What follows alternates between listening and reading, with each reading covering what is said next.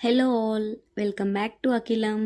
So అఖిలంలో ఎప్పుడు collection వీడియోసే కాదండి, అప్పుడప్పుడు కుకింగ్ వీడియోస్ కూడా వస్తాయి. సో ఈరోజు బిర్యానీ రెసిపీ చేద్దాం. మా mummy style chicken biryani with normal rice.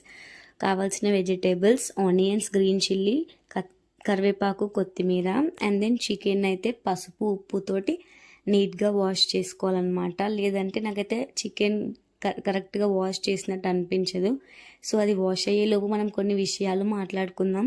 నేనైతే ఒక బిగినర్ని, సో ప్లీజ్ నన్ను అయితే సపోర్ట్ చేయండి. నేను ఒక స్టూడెంట్లా ఉండి యూట్యూబ్ అయితే రన్ చేస్తున్నాను అనమాట. బికాస్ యూట్యూబ్ స్టార్ట్ చేయాలి, కంటెంట్ క్రియేట్ చేయాలి అనేది అయితే నా ప్యాషన్ అనమాట. సో మీకు కలెక్షన్ వీడియోసే కాకుండా కుకింగ్ వీడియోస్ కూడా అందిస్తాను. మీకు ఎట్లాంటి కంటెంట్ కావాలో నాకు కామెంట్ చేస్తే నేను తప్పకుండా అట్లాంటి కంటెంట్ ఇవ్వడానికి ట్రై చేస్తాను. సో బిగినర్గా ఉన్నప్పుడు కొన్ని మిస్టేక్ చేస్తాను. సో అవైతే మీరైతే కొంచెం చూసి అర్థం చేసుకోవాలన్నమాట. బికాజ్ నేను కూడా నేర్చుకుంటున్నాను. సో ఆ చికెన్ అయితే ఇప్పుడు చికెన్ వీడియోలోకి వస్తే చికెన్ అయితే వాష్ చేస్తున్నాను అనమాట నీట్గా. అది వాష్ అయిన తర్వాత బిర్యానీకి రైస్ కావాలి కదా.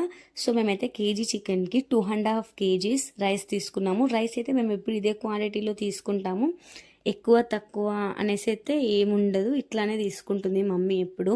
సో నార్మల్ రైసే కాబట్టి వాష్ చేసుకొని దాన్ని హాఫ్ అన్ అవర్ పక్కన పెట్టుకుంటున్నాము. సో తర్వాత ఇప్పుడు చికెన్ని మ్యారినేట్ చేసుకోవడం అనమాట.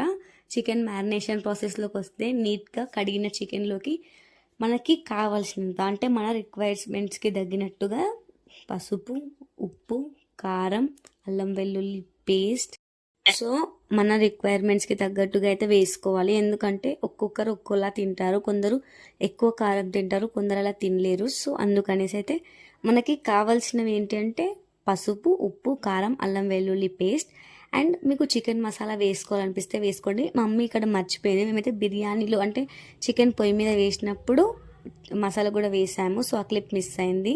నెక్స్ట్ దీంట్లోకి కొంచెం కర్డ్ అండ్ కట్ చేసుకున్న వెజిటేబుల్స్ ప్లస్ కరివేపాకు, కొత్తిమీర. మమ్మీ ఇంకా కొన్ని వాటర్ కూడా యాడ్ చేసింది, ఎందుకంటే మేము ఎక్స్ట్రా అయితే రైతా అయితే ప్రిపేర్ చేసుకోము, గ్రేవీ కూడా. సో అందుకనేసి చికెన్ని కొంచెం గ్రేవీలా ఉండాలి, అందుకనేసి మమ్మీ వాటర్ యాడ్ చేసింది. సో దీన్ని అయితే ఫ్రిడ్జ్లో హాఫ్ అన్ అవర్ మ్యారినేట్ చేస్తాము. హాఫ్ అన్ అవర్ అనేది మ్యాక్సిమం టైం లేకపోతే 15 minutesలో కూడా తీస్తామన్నమాట. సో అలా తీసిన దాన్ని ఇప్పుడు మనం స్టవ్ పైన పెట్టుకుందాం.